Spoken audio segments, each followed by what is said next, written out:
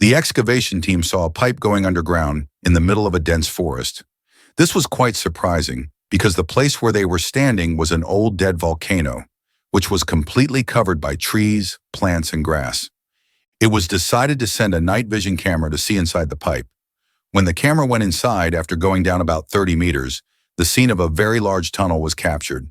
It was the day of 7th March 2018, and the excavation team was with them. When the camera was turned inside this tunnel, surprisingly, they saw a stone. They were still in a dilemma that, what is the use of the stone here? Then a mine standing far away caught their attention. When the local authorities, and for the last several years the local authorities were searching for this tunnel. The entrance of this tunnel was closed by placing a heavy stone, beyond which years of soil and gas have erased the traces of its entrance. But from inside, this tunnel was exactly matching the tunnel shown on the map. During World War II, countries like America and Britain were competing with countries like Nazi Germany and China. During this time, Hitler's army built thousands of underground bunkers. Hitler had certainly started it. The Turan bunkers of World War II had a lot of strategic importance, and their purpose was for both defense and offense. That is, at some places their work was to avoid enemy attacks, and at other places they were used to attack the enemy. These bunkers, defensive bunkers, were designed on the front line in such a way that they could stop the enemy's attacks. Like Germany's Atlantic Wall, which was a strong barrier against the attacks of the Allied forces. Also, some bunkers were constructed for planning. So many underground bunkers and war rooms were constructed in World War II that it is not possible to count them even today, because thousands of them are still buried somewhere under the ground. It is said that in World War II, according to an estimate, the cost of building all these bunkers was about $500 billion to $1 trillion of today. Understand that America's 20-year war in Afghanistan cost $300 million daily. So in World War II, this is the cost that was incurred only in construction. It is difficult to even estimate the cost of manpower, logistics, and ammunition in World War II. Let us go into the bitter memories of history and know about a few bunkers. The Atla, it was spread over 2,400 miles or 3,800 kilometers on the coastline of Europe, whose purpose was to avoid the attacks of the Allied forces from the sea. This system, built between 1940 and 1944, included thousands of bunkers, ammunition dumps, and forts. At that time, a part of Hitler's Atlantic Wall was also spread in the area of Normandy in the northern France, where an artillery battery named Longueuil-sur-Mer was installed. These bunkers were to withstand heavy bombardments and provide defensive fire during attacks. If we talk about Norway, its lower part could be used to stop the Allied forces coming from the North Atlantic Ocean. That is why Hitler had buried some parts of the Atlantic Wall here too. Here, forces like Christian Sand. Apart from this, Netherlands was also under the control of Nazis at that time, and thousands of bunkers named Safnian were built here on the coast of North Atlantic. This entire Atlantic Wall of Nazi Germany, which included underground bunkers, depots, 2 lakh and 1,000 works, mostly prisoners. All these structures were forcibly built in just 2 to 4 years. Even today, some parts of the Atlantic Wall are present as historical monuments, which, when Hitler built the Atlantic Wall, at that time the Allied powers had no idea that how much difficulty they would have to face in the future. Then in 1942, an incident happened which opened the eyes of America and Britain. Canadian forces, which were part of the Allied powers, planned an attack on the area of Dieppe in France, which is remembered today as the Dieppe Raid. The purpose of this attack was to understand the Atlantic Wall built by Hitler and how it works.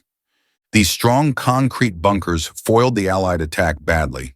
The Allied troops who were trying to land on the coastline became the victim of the powerful crossfire of Nazi Germany.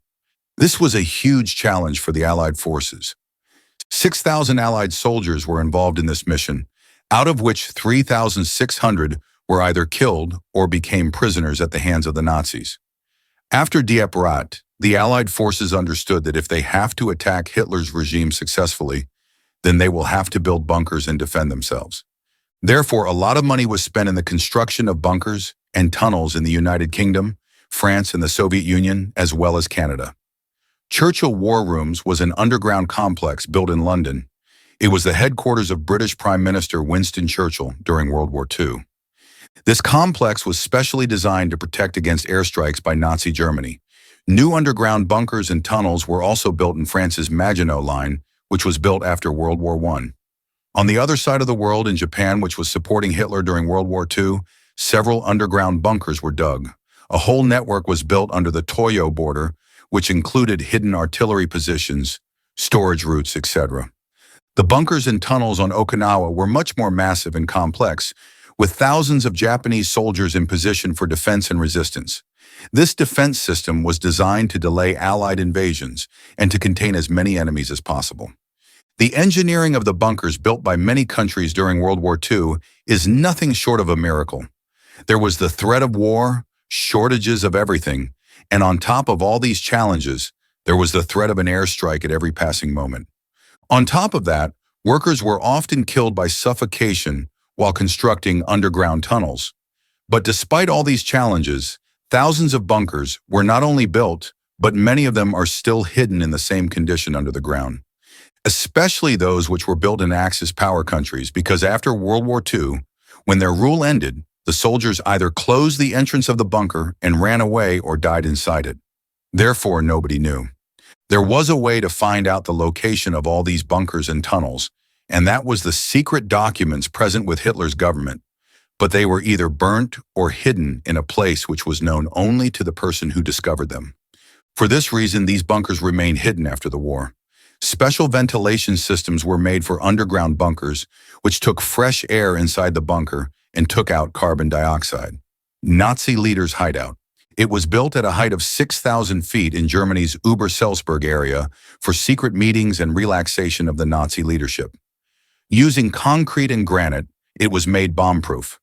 Hitler's second famous bunker is known as the Führer bunker in Berlin. This bunker, built in 1944, was not just a bunker, but a complete headquarters. The bunker was designed in such a way that it could protect against Allied bombings and artillery fire. Today, no part of this bunker is visible on the surface, but this place has been a dark chapter in the history of World War II. Now let's talk about one such bunker of Hitler, where he spent most of the days of the war. This bunker named Wolf's Lair looks more like a fort than a bunker. It is situated in the middle of a forest in North Germany. Hitler's bedroom was inside it, and offices were located around it. Its concrete wall was about 7 meters thick. This bunker, which looked like an Egyptian tomb, was so strong that it is not possible to destroy it even today. And the security was so tight that not even a single window was placed in it. A special ventilation system was installed here, which allowed fresh air to enter. But despite so much security, this bunker was made invisible in the forest land. By putting soil on its wall, the same trees and plants were planted on it, which were present in the surrounding forest. Due to this, when any person went above it, then Allied powers, i.e. USA, UK, Canada, and other forces planned for years to break the strong defensive bunkers and Atlantic Wall of Nazi Germany. More than 1,56,000 troops, 5,000 ships, and 11,000 aircraft were used to counter Hitler's Atlantic Wall. It was the 6th of June, 1944, which is known as D-Day. On this day, Germany faced the Allied forces with the Atlantic Wall's bunkers and artillery, but their planning and resources were not that effective. Allied airstrikes and paratroopers destroyed German communications and defense.